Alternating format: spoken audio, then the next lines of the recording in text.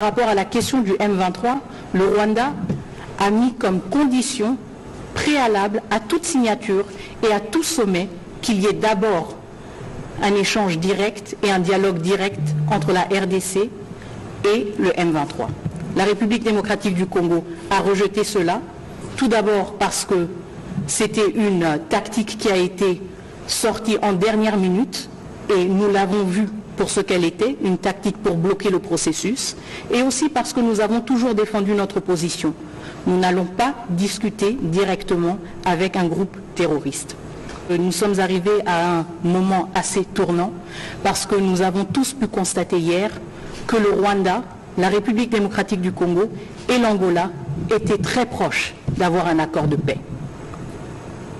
Mais que le Rwanda a fait le choix de supporter et de continuer son appui envers le M23 aux dépens d'une perspective d'une paix et d'un accord de paix. Entre la paix et le M23, le Rwanda a choisi le M23. Donc je pense que ça nous donne déjà un peu le tableau général de la situation dans laquelle nous nous sommes trouvés.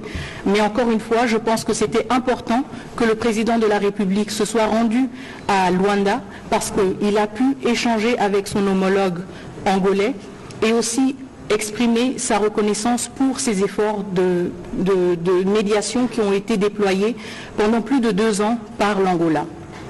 Et donc voilà, merci beaucoup. Pour du processus de Nairobi, parler d'un retour sur le processus de Nairobi voudrait sous-entendre qu'il y a eu un départ, et ce n'est pas le cas. On a plutôt privilégié le processus de Luanda. Pourquoi? Parce qu'il s'agissait de la question de la présence des forces armées rwandaises sur le territoire national congolais et sur l'urgence justement de rétablir l'intégrité territoriale de la République démocratique du Congo. En parallèle, évidemment, il y avait le processus de Nairobi qui a eu un peu moins de visibilité si vous le voulez.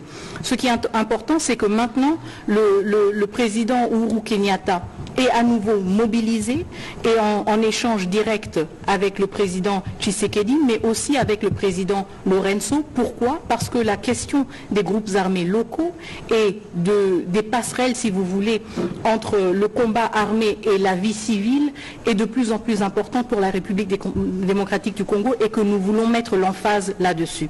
En même temps, c'est aussi une manière de clarifier et de signaler de manière très transparente que le M23 a une occasion, une opportunité et une voie d'issue de ce combat militaire, de ce combat armé. Donc le processus de Nairobi est redynamisé, il est dynamique et il offre justement des perspectives pour les groupes armés congolais actifs dans l'est de la République démocratique du Congo, et il a évidemment un caractère complémentaire, si vous voulez, à certains aspects du processus de Luanda.